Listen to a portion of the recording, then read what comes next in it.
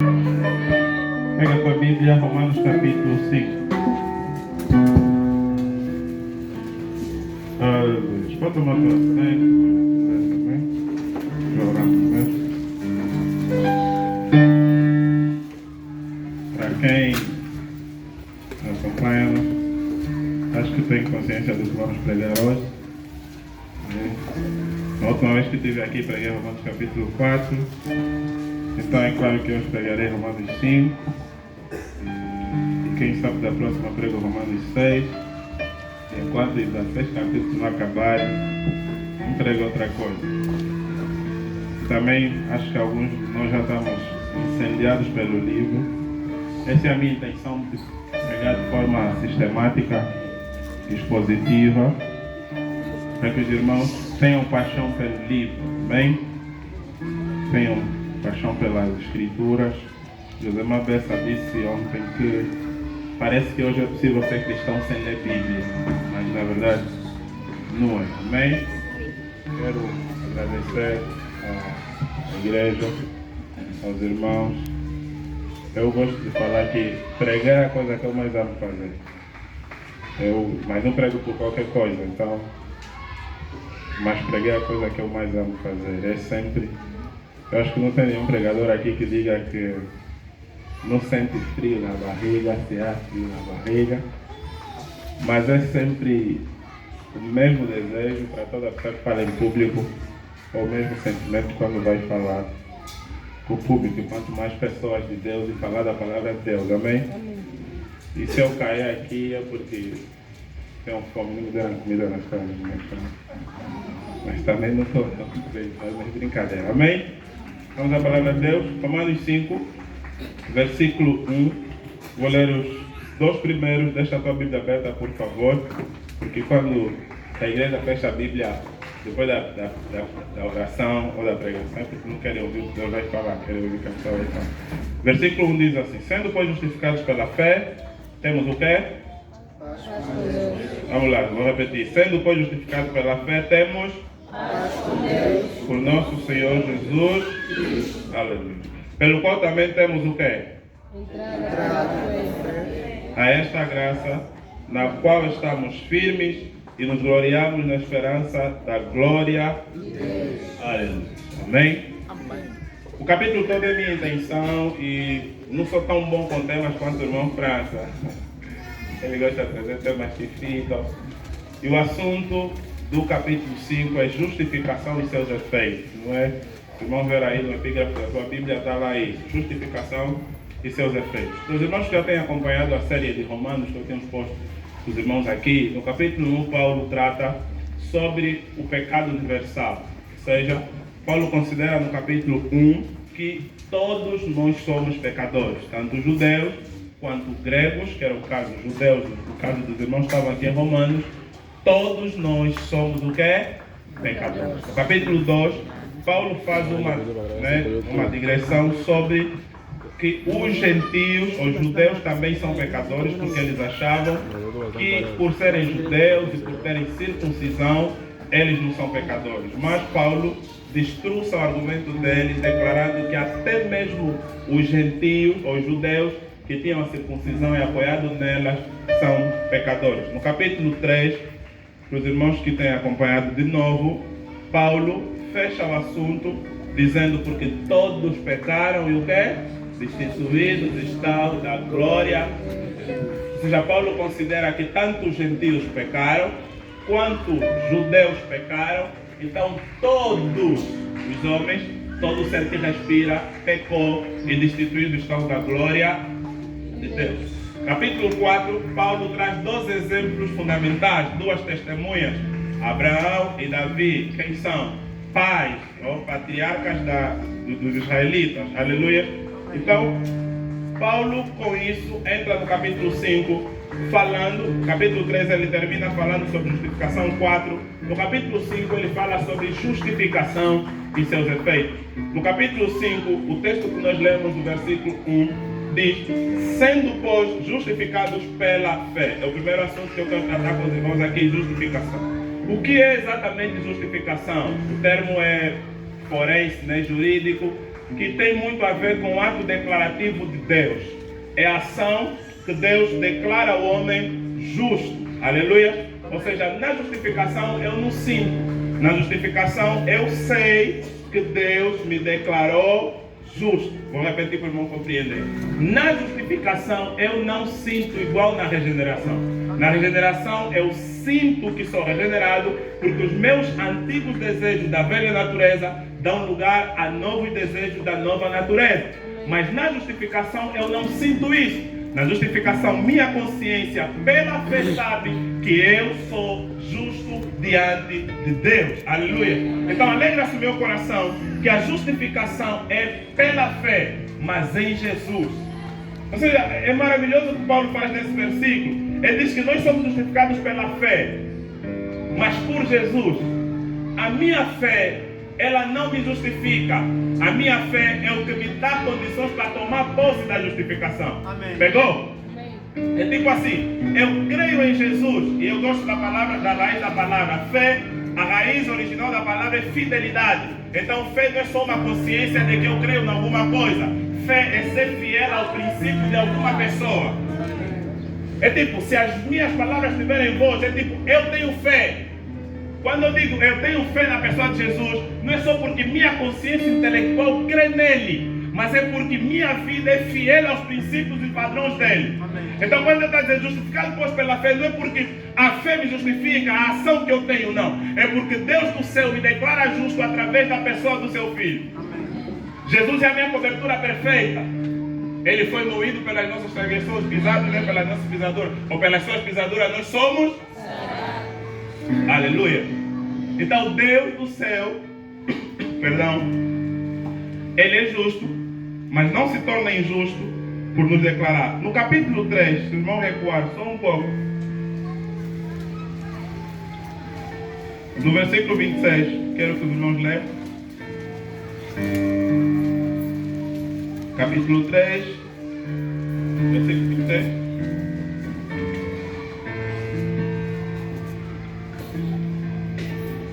Ninguém tem coragem? Versículo 26 diz assim: Amém. Para a demonstração da sua justiça nesse tempo presente, para que ele seja o quê? E justificador daquele que tem fé em quem? Deus é justo. Concordamos com isso, falamos de manhã. Mas também ele é justificador daquele que tem fé no quem? Em Jesus, no Filho dele. Então, minha fé é depositada em quem? Em Jesus. E a partir do momento que minha fé é depositada em Jesus, Deus do céu me justifica. Amém. Ou seja, nada do que você pode fazer te justifica diante dos olhos do Pai, porque Ele é justo e o preço é caro demais. O salmista diz: quem pagou o preço das almas são caríssimos. Ninguém pode pagar. Então a única forma e medida é eu crer no Filho dele, e através da crença no Filho dele, ele me justifica. Amém. Ou seja, eu não sinto, eu não preciso sentir que sou justificado. Eu sei que sou justificado a partir do momento que minha fé está depositada no Filho dele. Essa fé nos leva ao decorrer do versículo. Ele diz: por causa dessa fé temos o quê? Paz. Paz com Deus é diferente de paz de Deus. Amém. Amém. You know? Amém. Paz com Deus é diferente de paz. Filipenses 4:7, né? A paz de Deus que excede todos os entendimentos, mais ou menos isso, parafraseando o texto. A paz de Deus é alguma coisa que eu tenho quando eu me relaciono com Ele. Quando eu passo por tribulação, por eu ser crente, eu tenho uma paz de Deus. Quando eu passo por aflição, eu sou crente, eu tenho paz de Deus. O mundo pode estar em guerra, mas eu estou firme porque eu tenho paz. Só que a paz com Deus simboliza que o homem estava em guerra com Deus. Agora que sou justificado pela fé no Filho, eu tenho paz com. Amém. Amém. Ou seja, eu estava longe. A partir do momento que a fé me empurrou para o Filho me cobriu, pelas suas pisaduras sou sarado, eu tenho paz com Deus. Eu já posso entrar na sala dele sem morrer, porque eu tenho paz com Deus. Amém. Você até pode pecar, mas nem o pecado te tira a paz com Deus. O pecado te tira a paz de Deus. Amém. renova em mim a alegria da tua salvação. O pecado te tira a alegria da salvação, mas não te tira a paz com Deus. Ou seja, diante de Deus você é justo, diante de Deus você está de acordo ao padrão dele. Se você pecar, Deus, você sozinho vai fazer confusão. O cristão não peca bem, você vai começar a procurar desculpa, mas há uma paz, há um relacionamento de paz com Deus que nem o pecado te pode tirar.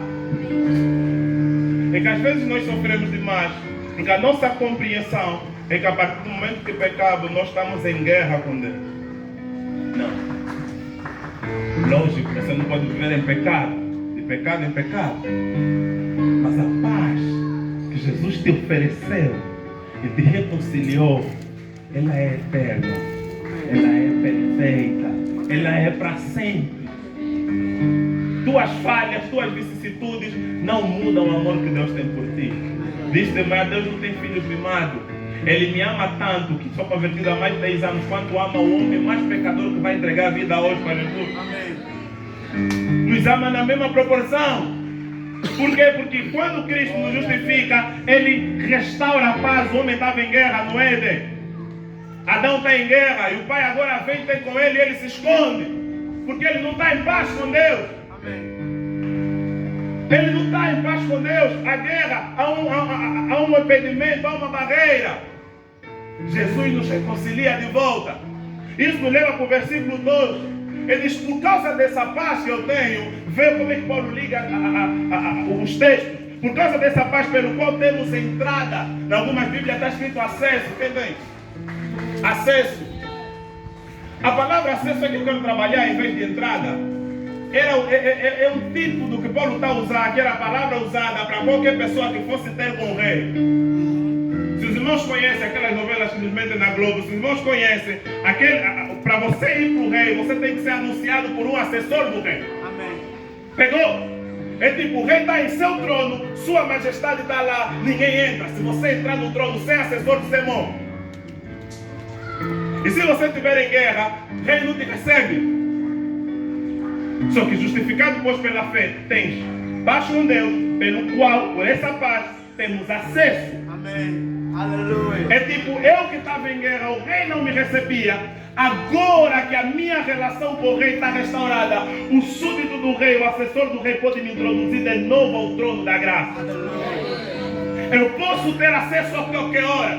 Enquanto os judeus precisavam ir para o templo, porque era ali onde eles tinham acesso à adoração. Os samaritanos tinham que subir no monte para ter adoração. Eu posso estar em casa, no carro, em qualquer lugar. Eu tenho acesso ao Deus da graça. Amém. Qualquer lugar que eu fechar os olhos, eu dizer, Pai, eis-me aqui, eu tenho acesso. Aleluia.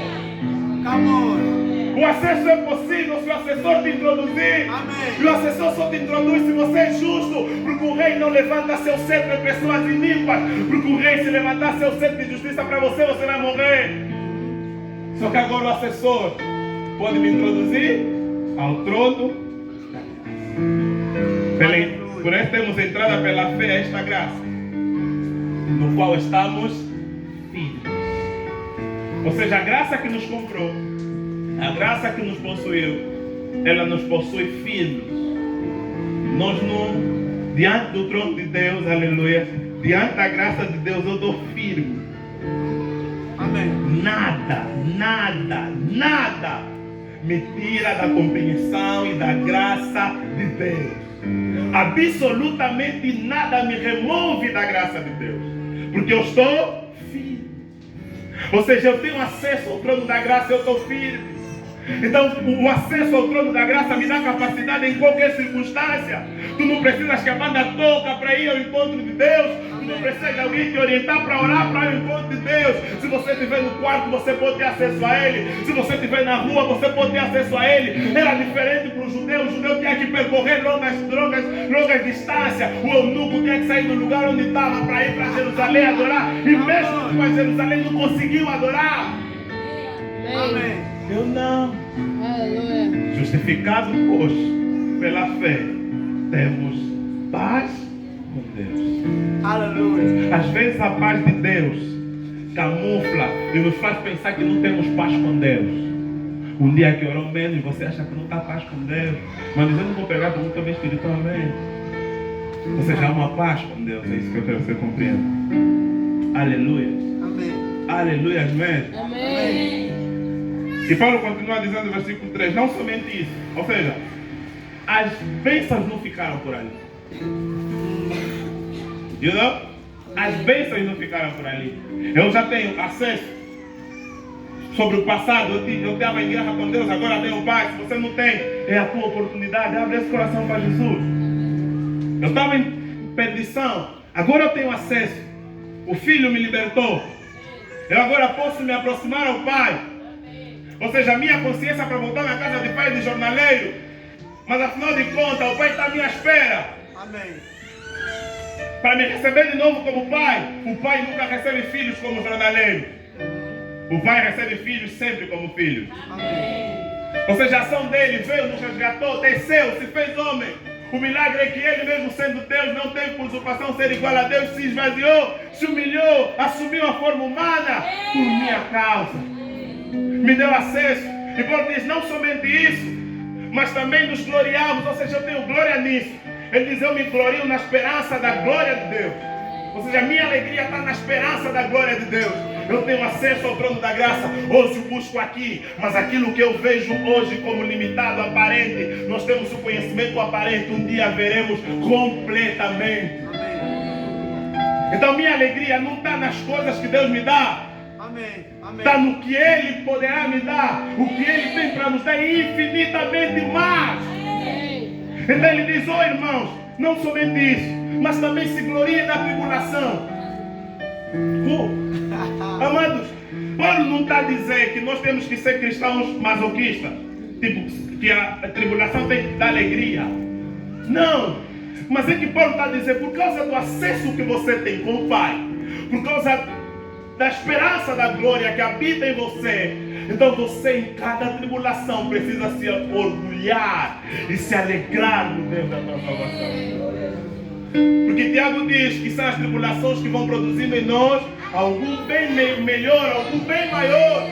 A tribulação é a escola de Deus. Paulo diz que Deus está nos levando ao varão perfeito, à estatura de Cristo. Como é que vai me levar ali? Através da tribulação.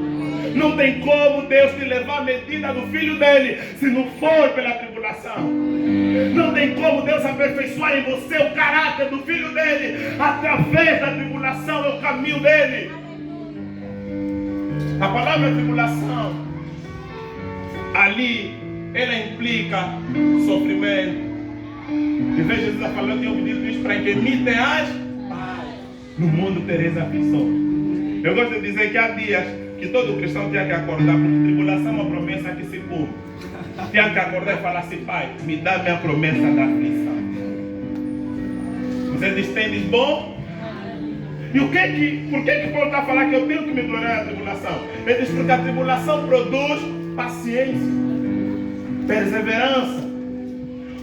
A tribulação aqui é a mesma palavra que significa prensa.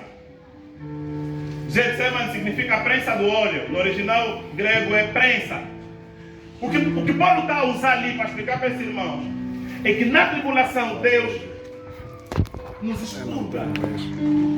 Deus nos abate o suficiente para tirar de nós o óleo de alegria. É tipo, não tem como você fazer o vinho sem pisar nas uvas. Não tem como o oleiro fazer o barro sem primeiro moer.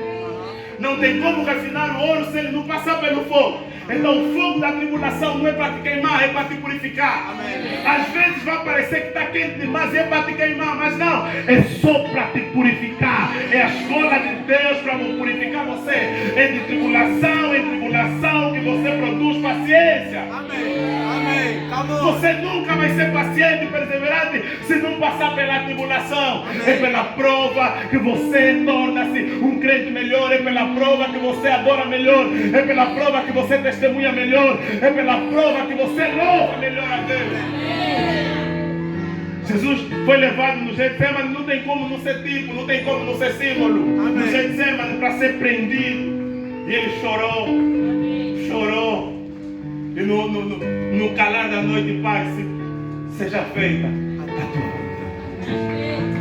Primeiro tem que te prender. Você só vai aprender a falar seja feita a tua vontade se Ele expurgar você. Então às vezes precisamos nós nos alegrar nas tribulações. Amém. Posso não entender a tribulação agora, mas uma compreensão tenho: o Senhor está a me treinar. Amém. Aleluia. Eu posso não entender a dificuldade agora, mas eu sei que o Senhor está a me treinar. O Egito pode parecer grande demais, o Egito pode parecer incrível demais, pode parecer doer demais, mas eu sei que o Senhor está a me forjar, está a forjar para Ele um povo novo. Israel foi feito por Israel na escravidão, é ali que Deus nasceu o povo dele. Então louve ao Senhor em cada tribulação que você passar, porque Paulo disse que isso produz para nós paciência. Algumas escrituras vêm de perseverança. É de tribulação em tribulação que eu estou mais perseverante. Quantas vezes você pensou e disse: hoje é o último dia, já não vou ser cristão, estás aqui. Você parou e disse: já não vou mais ser crente. Acabou o último dia que eu vou lá e hoje estás aqui. E se abrir o microfone, você pode dizer assim: irmão, não desista. E você vai ser o nosso coaching nessa manhã. Por causa da tribulação. Ai, quem seríamos se não fosse tribulação? O que seríamos? As crianças, para aprenderem a andar, têm que cair muitas vezes. Amém. Para que os pés fiquem duros e aprendam a caminhar de forma correta. Não tem como, não deixa. É normal ela cair. Sou pai de mãe de primeira viagem que se assusta com o filho que cai toda hora. A irmã mais experiente sabe, é normal, deixa cair, deixa se aleijar. Porque ela vai aprender. Amém. Então Deus permite, às vezes, algumas tribulações para te permitir ir para outra fase. Para permitir viver o melhor. João não teria o dobro da riqueza se Deus não permitisse que Satanás tocasse em todas as suas riquezas. O que é que Deus fez? Não foi Satanás que pediu Jó. Deus lhe perguntou: viste meu servo Jó? É como Calvino diz, o Lutero: Satanás é só um cão na coleira de Deus. Ele só vai onde Deus lhe mandar ir. Disse de manhã: se até o fio do nosso cabelo Deus permite cair, você acha que alguma coisa acontece na minha e na tua vida que Deus não permite? Então a tribulação produz paciência. A paciência produz experiência. Amor. É de tribulação em tribulação, de paciência em paciência, que eu sou mais experiente. Amém. Que hoje sei que não precisava, não tinha que olhar duas vezes para aquela moça que me fez cair. É de tribulação em tribulação, é de paciência em paciência, que eu tenho experiência. Aleluia. A experiência vai aumentando. O dobro do grau vai aumentando. Eu hoje sei onde colocar pé, sei onde não ir, sei o que não falar, mas eu precisei passar por tribulação. Quantos nós aprendemos a gastar melhor dinheiro quando gastamos mal, quando faltou? É na crise que tem bons economistas. Onde há bonança não tem bons economistas. É na crise que todo mundo faz cálculo, que todo mundo pausa e olha e faz balanços, o que vai gastar, o que não vai. É na crise que empreendedores nascem. Muita gente começou a empreender na crise. Então deixa a crise te afetar. Ganhe paciência, seja perseverante e ganhe experiência. Mesmo quando você não entender, diga: Deus, eu sei uma coisa: quando eu sair dessa prova, eu vou sair mais paciente e vou sair mais experiente. Amém. E ele continua dizendo: e a esperança e a experiência produz o quê? Certeza. Amado, se Deus permitisse que nossa vida fosse um mar de rosa, alguns de nós iríamos para o inferno. Porque iríamos pensar que o mundo é muito bom e aqui é o céu. Você só tem gozo pelo céu porque a terra não é muito boa. Amém. Se a terra fosse muito boa, alguns de nós não iríamos querer o céu. Então às vezes as tribulações é um lembrete de Deus: filho, a terra não é aqui. Amém.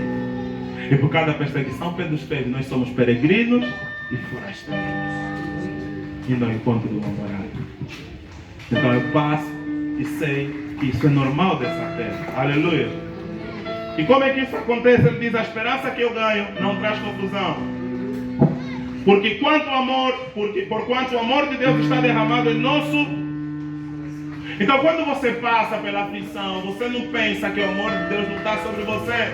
Paulo diz: toda aflição, toda incerteza que você passar é prova do amor de Deus, porque a esperança que você vai ganhar, ela não traz confusão. Por que não traz confusão? Porque o amor de Deus está sobre você. Aleluia. Alguns de nós estamos aqui, temos perdas que consideraríamos irreparáveis. Alguns perderam pais, alguns perderam mãe, alguns perderam familiar e querido. E no dia que você teve aquela perda, você pensou na tua cabeça que nunca iria esquecer. Mas hoje você está aqui e continua a viver. Você achava que você não iria continuar a viver com essa perda. É porque o amor de Deus está em ti aperfeiçoado, tanto no céu e no Espírito Santo. Por isso Deus disse: eu vou, mas não me deixarei órfão, deixarei um consolador. É porque amados, a dor que você sentiu no início era tão forte, que você queria morrer, queria partir, queria ir embora do mesmo jeito. Mas hoje você vive alegre. É prova do amor de Deus aperfeiçoado em você pelo Espírito, que te consola todos os dias, e mediante a vida vai aliviando a dor em você. E tenta falar: o amor que eu vos dou é um amor que não traz confusão. Quando você para, como é que eu fui esquecer isso? Você fala: uau. E Paulo está dizendo assim: o amor de Deus está colocado em vocês, derramado. Se já derramar aqui, é copiosamente derramado. É sem medida. Amém. Não é, o amor de Deus não está enchido, está derramado. Amém. É um amor derramado. Amém. Não tem limite. É um amor que Paulo diz: o amor de Deus nos constrange. Aleluia. Então eu tenho convicção do amor dele. E ele vai dizendo: porque Cristo está no nós. Como é que esse amor está provado? Porque Cristo está no nós fracos. Morreu a seu tempo pelos ímpios. Tipo, tem prova maior de amor que essa? Em que Cristo, quando estávamos fracos, morreu a seu tempo pelos ímpios. Então fala: Deus nos ama tanto que deu seu filho para morrer por ímpios. É que alguns dizem assim: parece que quem contar a história, né, para quem está estudando o texto conosco, sabe que Paulo está tratando ímpios e fracos todo mundo, até o bebê que está na barriga. Amém. Então está falando: Cristo morreu por nós, isso é prova de amor. Porque apenas alguém morrerá por quê? Por um justo. Pois poderá ser que pelo bom alguém ouse. Eu vou fazer duas demonstrações aqui. Quero a Cifra no colo do pai e a Adriela no colo do pai. O líder foi: correm só, para mim poupar tempo. Vou fazer uma ilustração que vai ser importante, irmão, perceber isso. Né? Porque Paulo está a dizer: porque Cristo, estando nós ainda que é fraco. A primeira característica é essa. Cifra. Me chamaram.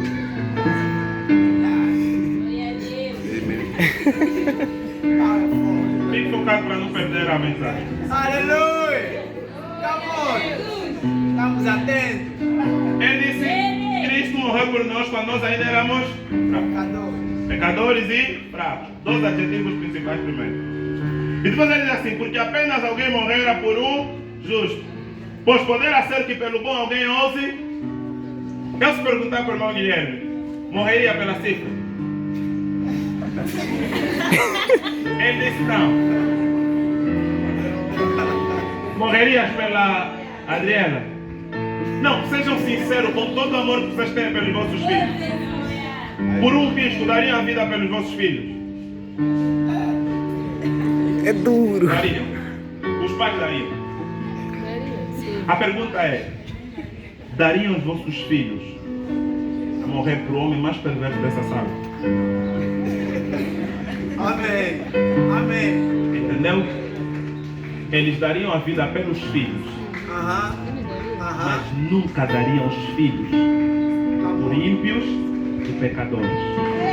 Amém. É possível qualquer pai dar vida pelo filho, pelo amor, mas nem o pai da terra dá filho para morrer por um pecador. Amém. Pode sentar, obrigado. Aleluia. É que fica fácil, né? Ah, não, mas os ateus vêm com a história de ok, mas qualquer um morreria sim. Mas pergunta do Papai Lopes se ele daria a Felícia para morrer por alguém, quanto mais um estuprador. Amém. Amém. O Papai Lopes tem 2 filhas. Imagina que alguém violenta, né? Deus nos guarde disso, violenta a outra filha pequena. Agora, imagina ele. E o nome, presta atenção, ele tem 2 filhas. Uma filha é violentada por um pecador. Imagina ele dar a outra filha para morrer pelo violentador. Aqui a coisa fica difícil. Porque morrer por um bom, alguém ousaria morrer. Morrer por um injusto ou por um filho bom, alguém morreria. Então ele diz, porque alguém vai morrer, mas Deus, versículo 8, prova o seu amor para conosco, em que Cristo morreu por nós, sendo nós ainda pecadores.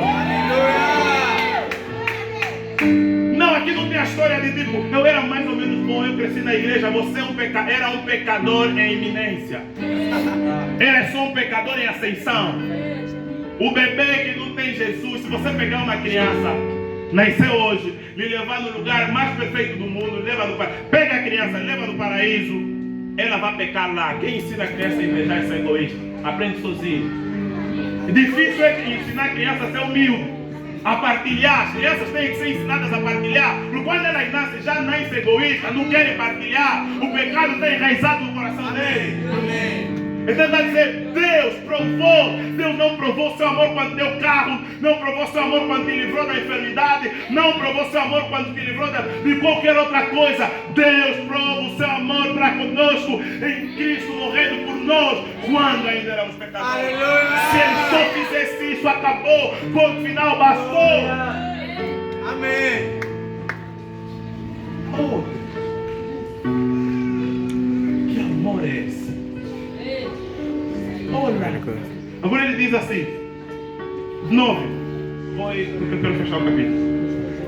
Logo muito mais agora, sendo justificados pelo seu sangue, seremos por ele salvos da... É tipo, se Deus nos salvou, quando nós... Ele usa a expressão, primeiro usou fracos, ímpios, agora usou o quê? Pecadores. É tipo, agora que eu sou justificado, o que é que Ele não pode fazer por mim? Amém. O que é que Ele não pode me dar? Qual acesso Ele não pode me dar se acesso ao trono Ele me deu? Amém. Porque, amados, o acesso ao trono é uma obra de Deus. O véu não se rasgou de baixo para cima, se rasgou de cima para baixo. Amém. Eu gosto do texto de Efésios 2, que diz que Ele fez de um povo rompendo a barreira. Eu gosto de pensar assim, Deus pegou os gentios, rompeu a barreira, né? Rompeu a barreira, a parede que separava gentios de judeus, juntou gentios com judeus, só que agora até os judeus não têm acesso ao trono. You know? Vou explicar, vou dizer. Gentios eram separados porque os judeus achavam que eles eram o único que adoravam quem? A Deus. Só que eles também não eram o único, porque para adorarem a Deus também tinha um véu. Entre os gentios e os judeus tinha uma parede, Paulo chama de parede em Efésios 2, e entre os judeus e Deus tinha um véu. Amém. Eles achavam que buscavam a Deus, mas tinha véu. Amém. Os outros não podiam vir porque tinha parede, eles também não podiam ir porque tinha véu. Paulo diz que Deus rompeu a parede, então juntou gentios com judeus. Amém. E quando na cruz o véu do templo se rasga, então os povos podem entrar. Amor. You know? É tipo, aqueles que se orgulhavam que só eles podiam adorar, as outras não adoravam. Tinha véu. Mas Deus provou o seu amor por nós. Amém. É que Cristo morreu por nós quando era. Agora que somos salvos, como Ele não poderá nos salvar da ira? Deus já não está irado contigo. Amém. Amém. Se você depositou a fé em Jesus, Deus não está irado contigo. Para de pensar que o problema da tua vida é porque Deus está irado. É medo que alguns meteram na mente. Deus não está irado contigo. O filho está fora de casa pensando que não pode voltar à casa do pai porque o pai está irado. O pai está à tua espera só. Amém. E para a tua boa história tem um cabrito preparado, tem um carneiro preparado, tem um anel, tem um vestido preparado para você. Então para de pensar que Deus está irado. reconciliou, te deu acesso. 10. Porque se nós, sendo inimigos, fomos reconciliados com Deus pela morte de seu Filho, muito mais, estando já reconciliados, seremos salvos pela sua vida. Aleluia. Estamos reconciliados, fomos feitos embaixadores de Deus. 11. Não somente isso, mas também nos gloriamos em Deus, por nosso Senhor Jesus Cristo, pelo qual agora alcançamos a reconciliação. É tipo, posso me gloriar na tribulação, posso me gloriar na paz, mas acima de todas as coisas, eu me glorio em Deus. Ou seja, o doador é melhor do que a doação. Aquele que se entregou é melhor do que toda oferta. Minha glória não está porque Ele vai me livrar na tribulação. Se Ele me livrar, me glorio nisso. Mas minha glória maior está em Deus. Eu me glorio em Deus. Eu bato no peito e digo, eu sou filho de Deus. Eu me glorio, não importa. Vamos morrer. O homem tem só 70 anos, acabou. Mas depois disso, posso passar na aflição dessa terra. Mas Lázaro no céu não está reclamando para ser rico na terra. Amém. Amém. Amém. Lázaro não está lá, é o rico que está reclamando para vir. Possível pode ser Lázaro. Aleluia. Amém. Então, acima de tudo, eu me glorio em Deus. E Paulo entra, né? Eu vou correr, não fecho, mas vamos lá correr só para fechar no 20.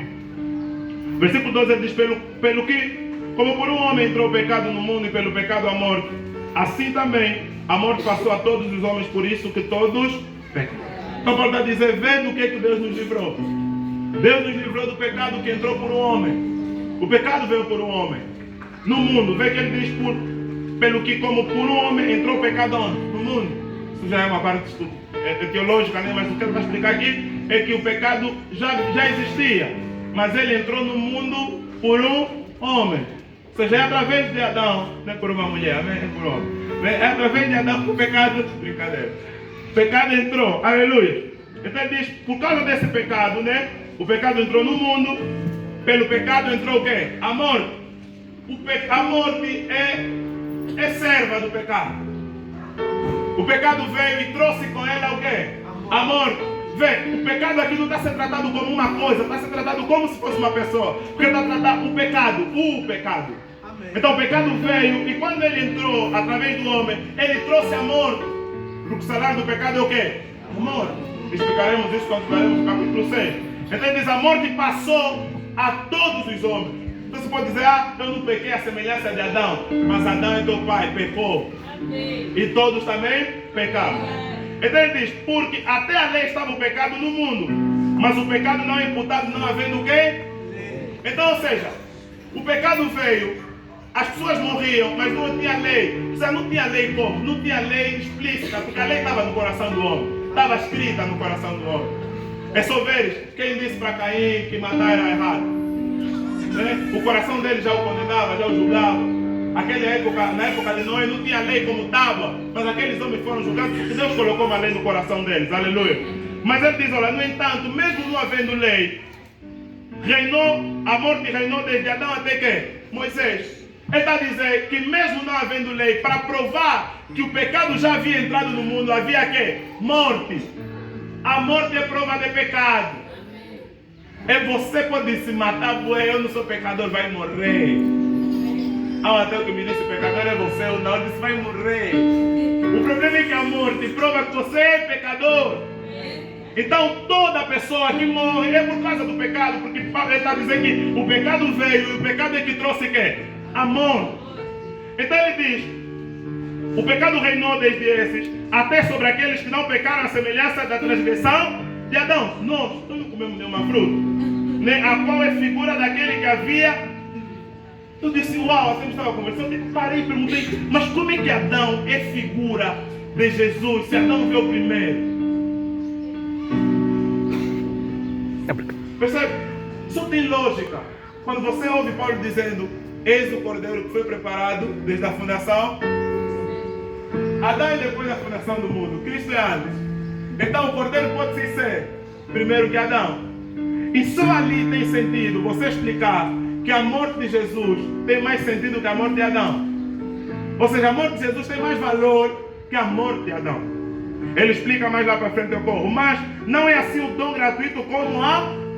Então ele vai fazer uma comparação. É só não ficar atento e prestar atenção. Ele faz duas comparações. Ele diz assim: não é o dom gratuito como ofensa. Ofensa é pecado. Porque se pela ofensa de um morreram muitos, muito mais a graça de Deus, o dom pela graça que é de um só homem, Jesus Cristo, abundou sobre Deus. Paulo está dizendo que se o pecado de Adão, que é pecado e é mau, alcançou muitos, matou muitos, quanto mais a graça de Deus, que é através de Jesus, não alcançará muitos. O que Paulo está a explicar é que o pecado de Adão na lei é inferior à graça de Deus. Aleluia. Ou seja, o que Jesus fez nos deu infinitamente mais do que o Adão tinha. Coloco assim: antes de Adão pecar, nós tínhamos muita coisa. You know? Antes dele pecar, nós tínhamos muita coisa. Então ele está dizendo, a ofensa abundou, muitas coisas perdemos. Ele está falando, quanto mais. O que ele está dizendo é que em Cristo, quando eu vou nele, aceito ele, eu vou concluir porque não tenho tempo para explicar tudo. Em Cristo, quando eu aceito ele, eu tenho infinitamente mais. Eu não sou igual o que Adão era quando ele caiu. Eu sou maior do que aquilo que ele tinha. Cristo restaurou em nós infinitamente mais do que aquilo que Adão tinha. Ou seja, a dádiva, e ele vai ver, ele diz, e não foi assim o dom como ofensa, porque por um só que pecou, porque o juízo veio de uma só ofensa, na verdade para a condenação, mas o dom gratuito veio de muitas ofensas para quê? Para justificação. Porque se pela ofensa de um só a morte reinou, por esse muito mais os que recebem o quê? A abundância da graça e o dom da justiça reinarão em vida por um só, Jesus Cristo. Antes de Adão você não era rei. Antes de Adão você não era rei. Agora que Jesus me deu o dom dele, Apocalipse 1, somos feitos rei. Amém. Amém. Eu não tinha como ser rei, Adão. Então o que Jesus veio buscar não é tipo nos dar o que Adão roubou. Não é verdade. O que Jesus veio nos dar é infinitamente maior aquilo que Adão nos roubou, o pecado nos roubou. Ele veio nos dar um reino. E esse reino, né, estamos por fim, por assim, como por uma só ofensa, veio o juízo sobre todos os homens para a condenação. Assim também por um ato de justiça veio a graça sobre todos os homens para a justificação de quem? De vida. Porque como pela desobediência de um só homem, muitos foram feitos pecadores, assim, pela obediência de um, muitos serão feitos. 20. Veio, porém, o quê?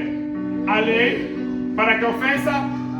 Paulo está a explicar que afinal a lei não é algo tipo, só nos deram. Ele está a falar que a lei é algo que Deus me deu de propósito para que o pecado, a ofensa, abundasse. Porque antes da lei o pecado estava oculto. Se você andar a 80 km numa estrada que é para andar a 40, ou numa estrada que não tem placa, ninguém pode te multar. Aleluia. Ninguém pode te multar. Então, para que você seja multado, tem que colocar uma placa que aqui só se anda 80. Se não tiver placa, não tem lei naquela estrada. Concordamos com isso? Então, o homem que andava antes da lei, ele andava sem lei. Ok? Então não tinha como lhe multar do pecado que ele cometeu. Se não tem como lhe multar do pecado que cometeu, não tem como lhe salvar do pecado que ele cometeu. Para eu lhe salvar do pecado que ele cometeu, eu tenho que colocar uma regra que lhe multa pelo pecado que ele cometeu, para depois eu vir lhe salvar do pecado que ele cometeu. Então veio a lei para que a ofensa abundasse. Mas onde abundou o pecado, superabundou a graça. Aleluia. Tipo, o pecado só, a lei vem só para abundar o pecado. Aí vem lei. A lei superabunda a graça.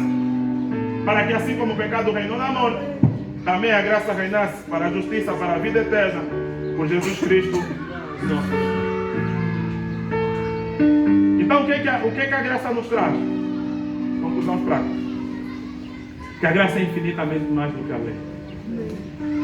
A graça, além de nos levar, eu gosto de falar, já falei 1 milhão de vezes aqui, além de nos levar para um estágio maior de compreensão, de intimidade, de relacionamento, a graça é uma capacidade melhor. Concluo dizendo assim: Jesus todas as vezes em Mateus está a dizer: ouviram o que disseram os antigos, não adulterarás. Eu, porém, vos digo, aquele que olhar para uma mulher, desejá-la, já adulterou o seu coração. Ou seja, Jesus não está a diminuir, Jesus está a aumentar. Porque era normal, todo mundo na lei que olhava, não tinha pecado de adultério para ele. Olhava, não tinha. Mas Jesus diz: olha, agora vos digo, tem uma lei maior. Ou seja, a lei da fé é maior do que a lei das outras. Então o que é que ele está a dizer ali? Que na lei eu tenho exigência melhor. Agora pensa, se para entrar no Santo dos Santos já era necessário muita purificação, é necessário muito mais agora. Amém. Por quê? Porque na lei, Paulo está a dizer que a lei é a sombra das coisas que haviam de vir. Ou seja, das coisas futuras. E veio ele, Jesus. Então todas as vezes Jesus está a exigir mais, está a nos levar para um nível maior. Mas ao mesmo tempo que aumenta a exigência, aumenta a capacidade. É tipo, Deus não é injusto para vos tentar acima do que esperar. Ele é Deus que com a tentação ele traz o quê? O escape. Então, nós todos os dias estamos a orar. Não estamos a orar para ser livrados da tentação. Estamos a orar depois da tentação. É tipo, depois da queda a gente ora. O que Jesus nos ensina na lei é que nós temos que orar antes. Não nos deixa cair em tentação. Então, ao mesmo tempo que a exigência é maior, a santidade tem que estar no pico. Ao mesmo tempo que a capacidade e o auxílio é melhor. É maior. Aleluia. Feche os olhos, deixa o Espírito Santo ministrar para você. Aleluia.